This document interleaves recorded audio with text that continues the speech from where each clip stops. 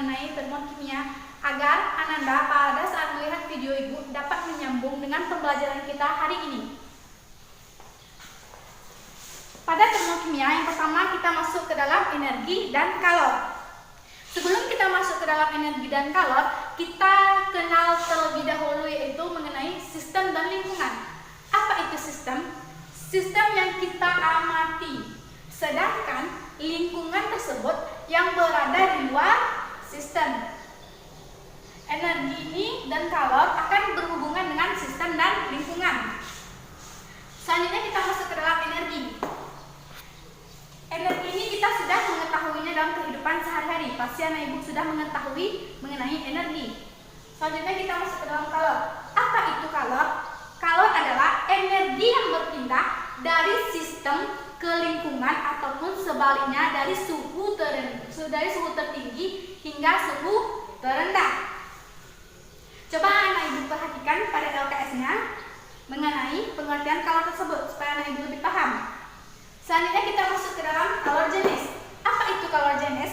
Kalor jenis itu kalor yang diperlukan untuk menaikkan suhu 1 gram zat sebanyak 1 derajat Celcius. Langsung saja kita masuk ke dalam rumus kalor jenis, di mana Q sama dengan M kali C kali delta T. Supaya anak ibu lebih mudah mengingat rumus, anak ibu pernah menggunakan Honda kan? Anak ibu pernah terjebak macet? Jadi Q sama dengan macet. Supaya anak ibu lebih mudah mengingat rumus, macet.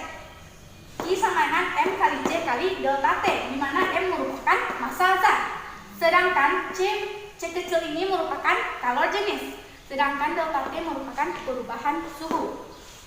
Atau rumusnya sesuai dengan diketahui, atau rumusnya bisa juga sama dengan C kali delta T. Supaya anak ibu lebih mudah mengingat rumusnya, ingat saja I sama dengan C, supaya anak ibu lebih mengingat rumus. I sama dengan C kali delta T, di mana C sini merupakan C besar sesuai dengan yang diketahui. C besar sini merupakan kapasitas kalor. I ini merupakan jumlah kalor. Selanjutnya kita masuk ke dalam hukum termodinamika 1 yang dikenal dengan hukum kekekalan energi, yang berbunyi di mana energi dapat diubah tetapi tidak dapat dimusnahkan. Langsung saja kita masuk ke dalam rumus. Delta E sama dengan Q ditambah W, di mana W ini merupakan usaha. Silahkan anak-anak ibu buka LKS-nya halaman 34, di mana di sini pada rumusnya ada ketentuan. Jika sistem menerima kalor, maka Q-nya bernilai positif. Jika sistem melepaskan kalor, maka Q-nya berubah menjadi negatif. Dan berbanding terbalik dengan usaha. Jika usaha melakukan kerja, dia akan bertanda negatif. Sedangkan jika dia menerima usaha, W-nya akan bertanda positif. Selanjutnya kita masuk ke dalam besaran termodinamika. Langsung saja kita masuk ke dalam rumus, di mana delta H sama dengan Q reaksi sama dengan sigma H produk dikurang sigma H reaktan, di mana sigma H produk dan sigma H reaktan ini, sigma H produk ini merupakan entalpi hasil produk, sedangkan sigma H reaktan ini merupakan entalpi hasil reaktan. Nanti soal-soalnya akan kita pelajari pada pertemuan selanjutnya pada poin E. Selanjutnya kita masuk ke dalam poin B, yaitu reaksi eksoterm dan reaksi endoterm. Di mana reaksi eksoterm ini yaitu, silakan lihat LKS-nya. Reaksi eksoterm itu reaksi yang melepaskan kalor dari sistem ke lingkungan. Reaksi melepaskan kalor dari sistem ke lingkungan, di mana karena dia melepaskan, jadi nilai entalpinya itu negatif, harus kecil dari 0. Langsung saja kita masuk ke dalam rumus. Delta H sama dengan sigma H produk dikurang sigma H reaktan, sama dengan H2 dikurang H1, di mana delta H-nya itu harus mini karena dia melepaskan. Reaksi eksoterm ini kuncinya dia melepaskan, di mana hasilnya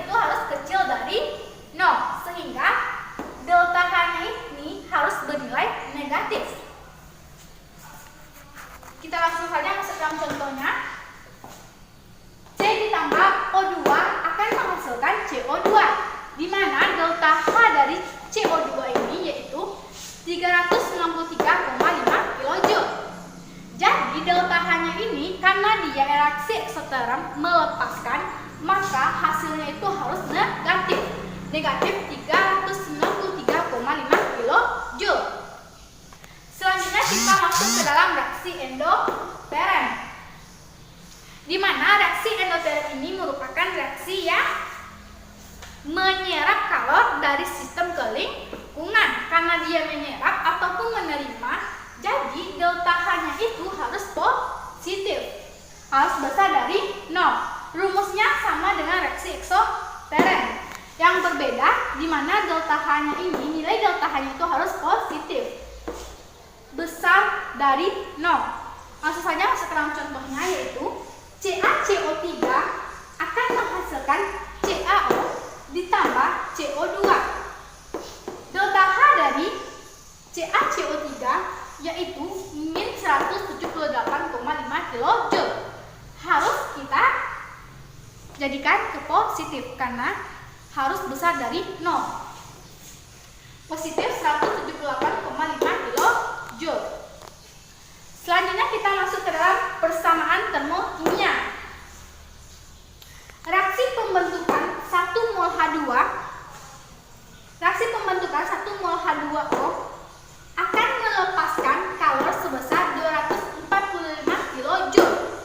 Lihat persamaan termokimia pada halaman 35. Di sana ada reaksi pembentukan 1 mol H2O melepaskan kalor sebesar 242 kilojoule. Karena dia melepaskan, maka reaksi yang terjadi di sini yaitu reaksi eksotherm, di mana delta H-nya bernilai negatif. Langsung saja masuk ke dalam contohnya, yaitu H2 ditambah setengah O2 akan menghasilkan H2O. Nilai delta H dari H2O yaitu min 242 kilojoule karena dia melepaskan, nilainya harus, delta H-nya harus negatif. Selanjutnya kita masuk ke dalam perubahan entalpi standar. Reaksi yang pertama yaitu perubahan entalpi pembentukan standar. Di sini kuncinya yaitu pada pembentukan standar, pada pembentukan. Silakan saja anak-anak ibu lihat pengertiannya pada LKS. Perubahan entalpi pembentukan standar yaitu kalor yang dikeluarkan atau diserap pada pembentukan 1 mol senyawa dari reaksi unsur-unsur pada suhu 25 derajat Celcius atau tekanan 1 atm. Contohnya, langsung kita masukkan contohnya, yaitu C ditambah O2 akan menghasilkan CO2. Di sini reaksi penguraian akan membentuk reaksi pembentukan. Nah, kunci di sini yaitu pada pembentukan, di mana delta HF-nya, delta H di CF-nya yaitu kita lihat pada delta H CO2. Nilai delta H ini sudah ada pada tabel. Tabel CO2 delta H-nya berapa? Silakan anak ibu searching di Google nilai delta H dari CO2, nilai delta H dari NO2. Ini sudah ada pada ketetapan. Didapatkan delta H dari CF-nya yaitu min 363,5 kilojoule. Selanjutnya kita masuk ke dalam perubahan entalpi penguraian standar. Delta H derajat D. Kunci di sini yaitu pada penguraian. Pengertiannya hampir sama pada pembentukan, cuma di sini perbedaannya pada penguraian.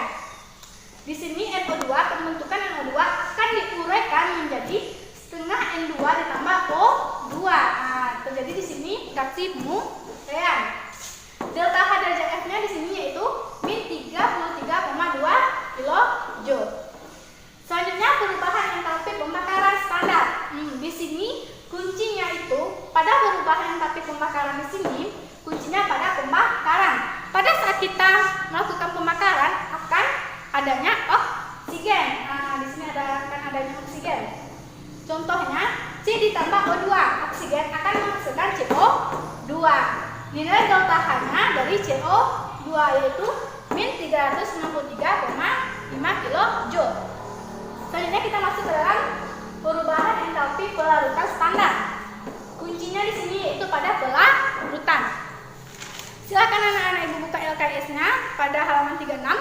Perubahan entalpi standar yaitu perubahan entalpi pada pelarutan 1 mol zat yang menghasilkan larutan encer.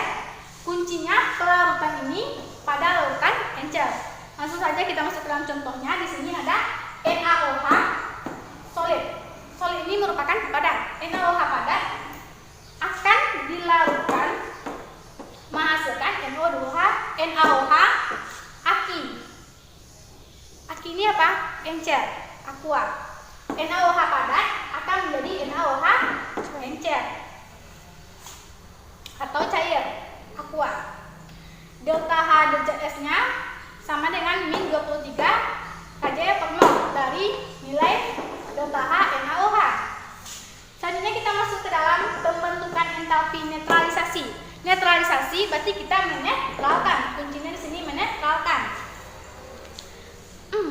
Perubahan entalpi netralisasi ini perubahan entalpi yang diperlukan atau dilepaskan untuk menetralkan 1 mol asam oleh basa atau 1 mol basa oleh asam. Kita langsung masuk saja ke contoh. Contohnya 2 NaOH ditambah H2SO4. Ini merupakan basa dan ini merupakan asam. Reaksinya di sini ada reaksi basa dan asam ataupun sebaliknya. Akan menghasilkan Na2SO4 ditambah Na2SO4 ditambah H2O. Karena dia netralisasi harus kita tambahkan dengan air. Jika diketahui di sini ditambah 200 kJ, diketahui kalau reaksinya 200 kJ, maka 200 kJ ini delta H reaksinya harus min 200 kJ. Jadi langsung saja kita masukkan, kita harus mencari nilai delta HN derajat NaOH-nya karena diketahui jumlah kalornya. Nah, kita masukkan langsung ke dalam delta HN derajat NaOH sama dengan min 200 kJ per 2 mol. Bu, di mana datang 2 molnya, Bu? 2 mol ini datang dari 2 NaOH. Karena mol dari NaOH ada 2. Jadi min 200 kJ dibagi 2 mol sama dengan min 100 kJ per mol. Begitu juga dengan delta HN derajat HN H2SO4 sama dengan min 200 kJ per 1 mol. Di mana Bu datang 1 molnya? Dari sini, dari H2SO4. Di sini merupakan 1 H2SO4. Min 200 dibagi 1 mol sama dengan min 200 kJ per mol. Baiklah anak-anak Ibu, inilah pembelajaran kita hari ini. Jika ada yang bertanya, silakan ditanyakan ke dalam grup. Ibu sudahi dengan Assalamualaikum warahmatullahi wabarakatuh.